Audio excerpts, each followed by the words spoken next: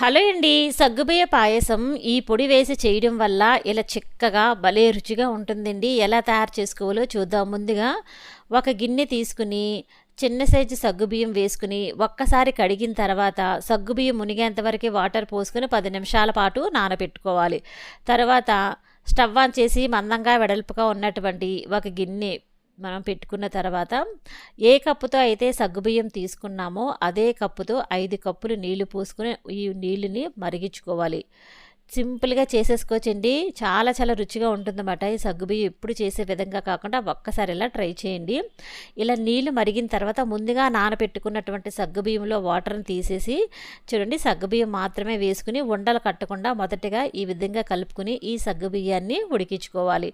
ట్రాన్స్పరెంట్గా ఇలా ఉడికేలాగా చూడండి, ఈ విధంగా ఉడకాలి. ఇలా ఉడికిన తర్వాత మనం ఒక కప్పు సగ్గుబియ్యం తీసుకున్నాం కనుక అదే కప్పుతో పంచదార కూడా వేసుకోవాలి. మంచి ఫ్లేవర్ కోసం దంచుకున్నటువంటి యాలుక్కాయలు ఒక 3 వేసుకోండి.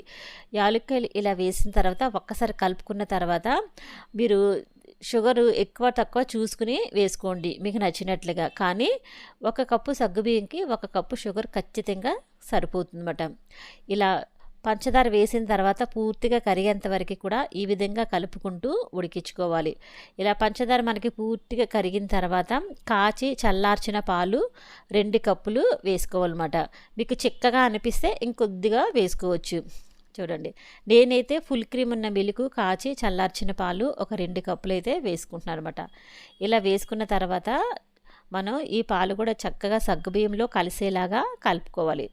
చాలా బాగుంటుందండి. ఇలా పాలు పోసిన తర్వాత ఇప్పుడు మనం పావు కప్ అంతా బాదం పొడి వేసుకోవాలన్నమాట. ఇన్స్టెంట్ బాదం పౌడర్ మనకు దొరుకుతుంది కదండి, అది వేసుకున్నా పర్వాలేదు, మీరు ఇంట్లో తయారు చేసి పెట్టుకున్న పౌడర్ అయినా పర్వాలేదు. చూడండి, పావు కప్పు ఈ బాదం పొడి వేసుకున్న తర్వాత ఒక్కసారి అంతా కూడా ఉండలు లేకుండా ఈ విధంగా కలుపుకోండి. ఇలాగా చూడండి, ఇలా కలుపుకున్న తర్వాత చిక్కగా ఉంటుంది, భలే రుచిగా ఉంటుంది. నోట్లో వేసుకుంటే జారిపోయేలా ఉంటుంది. చూస్తుంటేనే మనకి నోరూరిపోతుంది. ఇలా మంచిగా కలుపుకున్న తర్వాత మరొక స్టవ్ ఆన్ చేసుకుని ఒక చిన్న కళాయి పెట్టుకుని 2 టేబుల్ స్పూన్ల నెయ్యి వేసుకుని నెయ్యి పూర్తిగా కరిగిన తర్వాత మొదటిగా జీడిపప్పు వేసుకుని వేయించుకోవాలి. జీడిపప్పు సగం వేగిన తర్వాత మనం ఎండు ద్రాక్ష కూడా వేసుకుని 2 వేయించుకోవాలి.